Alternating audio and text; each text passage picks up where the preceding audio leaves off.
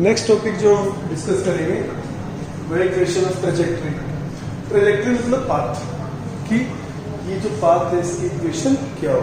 Okay, तो देखो बेटा, जैसे मैंने आपको स्ट्रेट लाइन के बारे में भी आई थिंक बता रखा है। एक और टॉपिक है, नोट डाउन कर लो, ट्रिग्नोमेट्री पढ़ना है अपने को। एक सभी जो पैराबोला, सर्कल, एलिप्स, इनकी इक्वेशंस को डिस्कस करने में मुझे याद करवाओगे आप लोग। ओके, तो जब लाइन की इक्वेशन होती है, ठीक है, इस फॉर्म में होती है लाइन की इक्वेशन। अभी मैं उस डिटेल में नहीं जाना चाहता। तो इस लाइन की कुछ ऐसी इक्वेशन होगी जिसमें बता देता हूँ आपको कि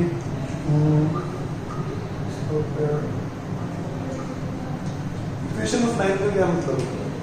इक्वेशन ऑफ लाइन का मतलब मुझे जो भी पॉइंट्स इस लाइन पर है, कोऑर्डिनेट्स होंगे ना पॉइंट्स की, they will satisfy this equation. तो अगर मुझे इसकी इक्वेशन निकालनी है, मतलब वो इक्वेशन निकालनी है which will satisfy every point lying on this path.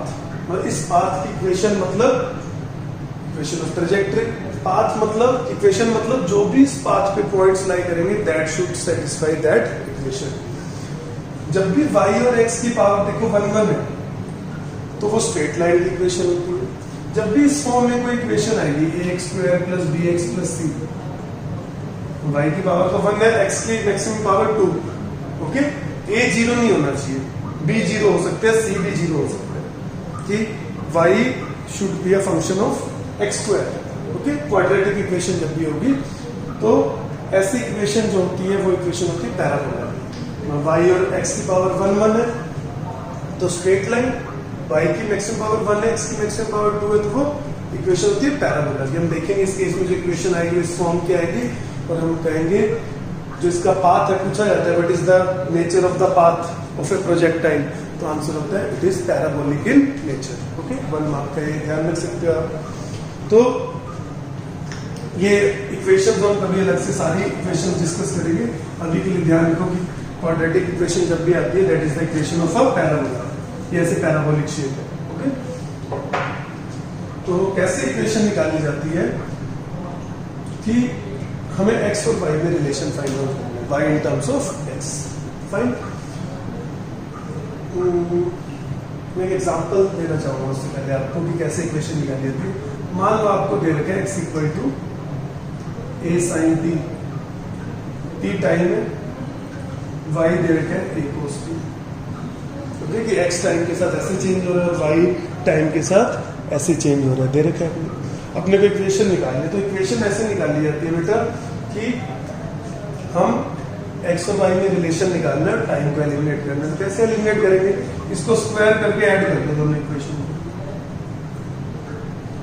तो क्या बनेगा अंदर sin square t plus cos square t, sin square t plus cos square t का होता है 1। फिर क्या आ गई इक्वेशन ऑफ द ट्रेजेक्टरी। जो भी ऐसा मोशन कर रहा होगा जिसका x कोऑर्डिनेट ऐसे चेंज हो रहा है टाइम के साथ, y कोऑर्डिनेट ऐसे चेंज हो रहा है, तो उसकी इक्वेशन ऐसी आएगी। और ये इक्वेशन सर्कल की होती है, ये हम डिस्कस करेंगे। मतलब अगर सर्कल में घूम रहे हैं तो x कोऑर्डिनेट ऐसे वेरी करेगा, y कोऑर्डिनेट ऐसे वेरी करेगा टाइम के साथ। तो जब भी इक्वेशन निकालनी है आपको किसी ट्रेजेक्टरी की, तो हमें टाइम को एलिमिनेट करना होता है। वही चीज हम सेम यहाँ पर करेंगे कि देखो किसी भी t टाइम पर x क्या होगा, किसी t टाइम पर x क्या होगा, speed, distance is equal to speed into time. Speed कितनी है, ux। किसी भी t टाइम पर x की वैल्यू होगी, ठीक है। आपको 2 सेकंड बाद x निकालना है तो सीधा स्पीड इनटू टाइम, तो x कितना होगा, u cos theta into t। किसी भी t टाइम पर y क्या होगा, वो लिखेंगे हम s equal to ut plus half t square. ये y की वैल्यू होगी। जैसे टाइम ऑफ फ्लाइट डाल दोगे यहाँ पर t की जगह टाइम ऑफ फ्लाइट डाल दोगे, y की वैल्यू क्या आ जाएगी, 0। Okay, y will become u sin theta t minus half t। अब x as a function of time आ गया, y as a function of time आ गया। अपने को क्या करना है, अपने को टाइम को एलिमिनेट करना है। तो टाइम की वैल्यू यहां से निकालो और इस इक्वेशन में पुट कर दो।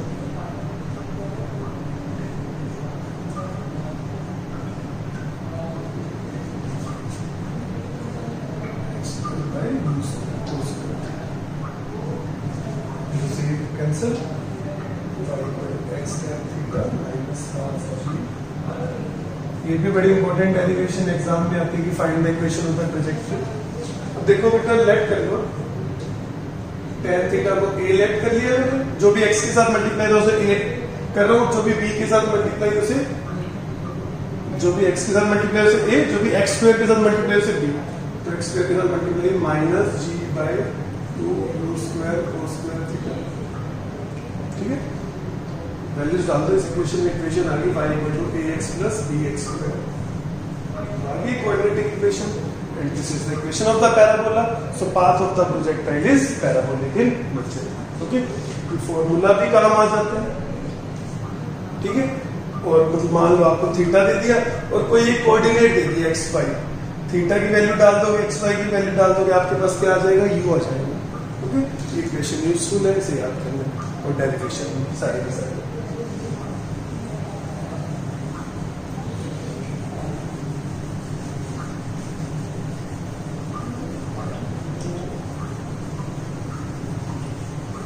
बाद में आपको एक और इसमें बढ़िया एक अच्छा फॉर्मूला सिखाऊंगा, पढ़ा नहीं होगा आपने मोस्टली स्टूडेंट्स ने ऐसा फॉर्मूला, इसको हम इस फॉर्म में और लिख सकते हैं।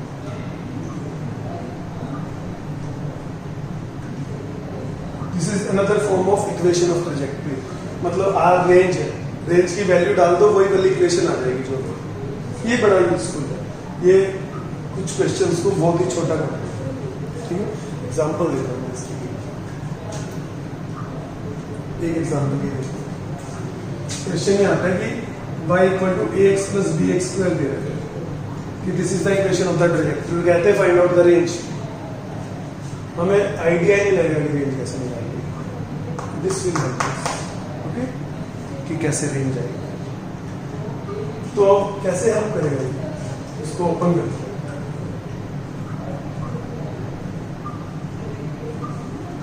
x minus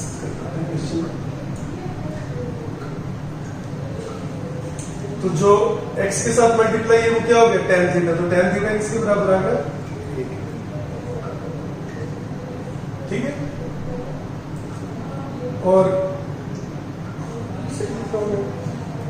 x tan theta, यहाँ पर तो tan थीटा आ गया, x square tan theta by r, और जो x स्क्वायर के साथ मल्टीप्लाई है उसे किसके बराबर रख दो, b के। x स्क्वायर के साथ यहाँ पर क्या मल्टीप्लाई है, tan theta by r minus है, वहां पर भी माइनस है तो माइनस b, तो रेंज किसके बराबर आ गई हमारे पास, b बाय tan थीटा, और tan थीटा क्या है, a, तो रेंज कितनी आएगी, b बाय।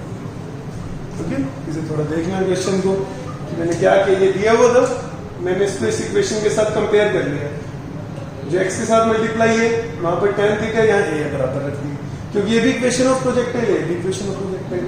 जो x स्क्वायर के साथ मल्टीप्लाई है यहाँ पर माइनस भी है, यहाँ पर minus tan theta by r है, उसे बराबर रख दिया, उससे हमारे पास रेंज आ गई 1 सेकंड में। ओके, एक तो ये इसका यूज है काफी बढ़िया। एक और क्वेश्चन दिया जाता है कि एक प्रोजेक्टाइल को फेंका,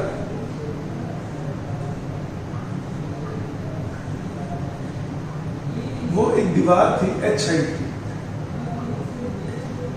2h डिस्टेंस पे,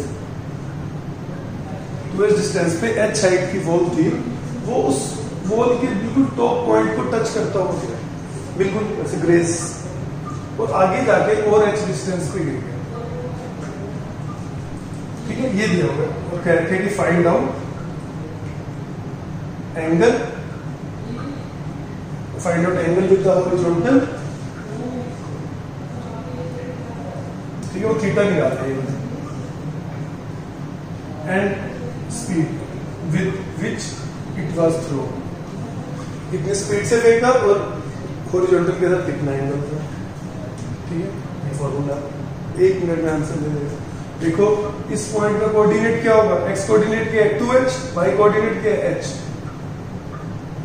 मैंने भी क्या बताया, इक्वेशन का क्या मतलब है, every point on the path will satisfy this equation, और this coordinate this point will satisfy this equation. Range कितनी है, रेंज दिख रही है अपने को 3h, वैल्यूज डाल दो, y की वैल्यू डालोगे h, 2h, x की वैल्यू फिर से 2h, 3h, कैंसिल हो गया, इसे सोल्व करेंगे क्या आ जाएगा, 3h चलेगा, 1/3 थीटा आ जाएगा। तो थीटा कितना आ गया, tan इनवर्स 3/, और अपने को स्पीड भी निकालते, स्पीड किससे आएगी, रेंज, रेंज का क्या फॉर्मूला था, u² 2 sin theta cos theta by g, range पता है ये 3h, u निकालना है, tan थीटा पता है तो sin थीटा cos थीटा निकाल लोगे बेटा, ट्रायंगल बनाकर कैसे कि tan थीटा 3/2 है परपेंडिकुलर बाय दिस, ये कितना हो जाएगा √13 थीटा, cos थीटा हो जाएगा 2/√13, sin थीटा 3/√13, या sin थीटा cos थीटा की वैल्यू डालो, you will get the value of, okay. तो बहुत इजीली क्वेश्चन सोल्व हो जाएगा। अगर आप ये इक्वेशन नहीं जानते हो तो क्वेश्चन बहुत ही डिफिकल्ट हो जाएगा, तो ये याद रखना, this is the another form of equation of project, okay. इसके बाद नेक्स्ट टॉपिक हम हॉरिजॉन्टल प्रोजेक्टाइल पढ़ेंगे। एक और चीज बताइए लास्ट, इसमें प्रोजेक्टाइल में मैं और बताना चाहता हूँ आपको। देखो मैंने आपको एक चीज बता रखी है कि अगर हम किसी मूविंग चीज से कोई चीज को छोड़ते हैं, कि हम कार में जा रहे हैं, चलती हुई कार से, आपकी कार है 10 मीटर पर सेकंड पे, आपने एक बॉल छोड़ दी, तो बॉल जब आपके हाथ से रिलीज होगी तो बॉल की वेलोसिटी क्या होगी, 10 मीटर पर second in horizontal direction, okay. तो क्या होता है कि देखो एक चीज यहाँ पर पढ़ेंगे, मैंने एक क्वेश्चन कभी आपसे पूछ रखा है कि हम मूविंग कार में जा रहे हैं, मूविंग कार कांस्टेंट वेलोसिटी जा रही है 10 मीटर पर सेकेंड, आपने एक बॉल थ्रो करी, ठीक है, तो बॉल वापस आपके हाथ में आएगी, आगे गिरेगी, पीछे गिरेगी, तो क्या होगा, देखो जब बॉल हम फेंकेंगे 10 मीटर पर सेकेंड, मतलब गाड़ी जा रही थी 10 मीटर पर सेकेंड से, मान लो आपने बॉल फेंकी 5 मीटर पर सेकेंड से, तो बॉल आपने ऊपर फेंकी 5 मीटर पर सेकेंड से, बॉल की वर्टिकल डायरेक्शन में वेलोसिटी 5 मीटर पर सेकेंड, बट बॉल की हॉरिजॉन्टल डायरेक्शन में भी कितनी वेलोसिटी होगी, 10 मीटर पर सेकेंड, ऐसे हो जाएगा, 5 ऊपर,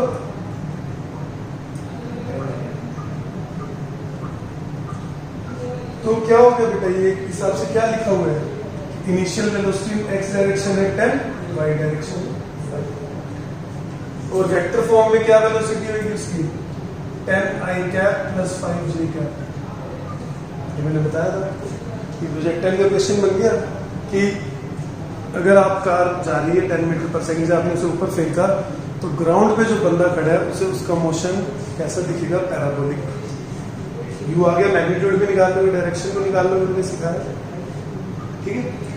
और क्वेश्चन में ये पूछा था कि वापस हाथ में गिरेगी या आगे गिरेगी, पीछे गिरेगी, तो क्या होगा बेटा, आपने बॉल फेंकी, बॉल मानो 2 सेकंड के बाद नीचे आई, 2 सेकंड के बाद नीचे आई, तो वो हॉरिजॉन्टल में कितना कवर कर चुकी होगी, 20 metre, okay. Speed into time, speed 10 है, टाइम 2 सेकंड, ऐसे आगे गिरी, तो कितना चल चुकी होगी, 20 मीटर।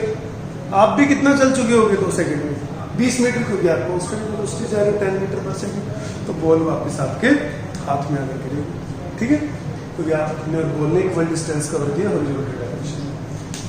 काफी सारे क्वेश्चन बनते हैं इसके ऊपर कि जो ग्राउंड पे बंदा खड़ा है उसे बॉल का मोशन लगेगा प्रोजेक्टाइल, आपको कैसा लगेगा बॉल का मोशन, आपको लगेगा स्ट्रेट लाइन, क्योंकि बॉल की वेलोसिटी 10 है, आपकी भी 10 है, तो रिलेटिव वेलोसिटी क्या होगी बॉल की आपके लिए, 0, तो velocity of the ball with respect to u in horizontal direction will be 0, क्योंकि आपकी भी 10, बॉल की भी 10, वो फॉर्मूला लगाएंगे रिलेटिव वेलोसिटी का, VA माइनस VB, तो हॉरिजॉन्टल डायरेक्शन में बॉल की वेलोसिटी क्या हो जाएगी, रिलेटिव टू यू 0, तो आप तो आपके लिए सिर्फ वेलोसिटी क्या रह जाएगी वर्टिकल डायरेक्शन में, तो आपको कैसा मोशन दिखेगा बॉल का, स्ट्रेट लाइन, मतलब जैसे मैं ग्राउंड पे खड़ा होकर बॉल फेंक रहा हूँ, वैसे ही अगर मैं कांस्टेंट वेलोसिटी से कार जा रही है, मुझे बॉल का मोशन स्ट्रेट लाइन दिखेगा, ग्राउंड वाले बंदे को क्या दिखेगा, पैराबोलिक, ओके।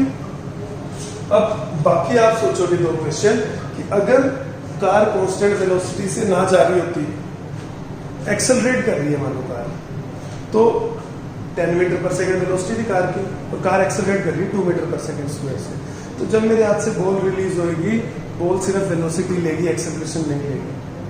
तो बॉल की वेलोसिटी होगी 10 मीटर पर सेकेंड पूरा टाइम, आपकी वेलोसिटी बढ़ रही है। तो अब क्वेश्चन आएगा कि बॉल आगे गिरेगी या पीछे गिरेगी।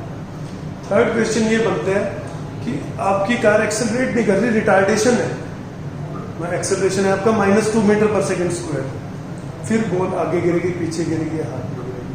मतलब बॉल की वेलोसिटी कार की है 10 मीटर पर सेकेंड, बॉल की भी 10 होगी, बट आपकी 10 नहीं होगी बिकॉज यू आर रिटार्डिंग, आपकी वेलोसिटी कम होती जाएगी। तो आपको खुद सोचना है। ये मैंने बता दिया कि जब कांस्टेंट वेलोसिटी से कार जा रही है तो आपके हाथ में आएगी बॉल। अब अगर कार एक्सेलरेट कर रही है तो कहाँ जाएगी, कार रिटार्डेशन कर रही है तो ओके। तो कितनी सारी चीजें हमने सीख ली। क्वेश्चन प्रोजेक्टाइल मोशन में क्वेश्चन बन गया कि आपने मूविंग कार से किसी बॉल को ऊपर फेंका है तो वो कौन सा मोशन करेगी, प्रोजेक्टाइल मोशन। ux uy आपके पास आ जाएगा तो आप बाकी सारी चीजें फिर फाइंड कर लीजिए। ओके, ठीक है बेटा, थैंक यू।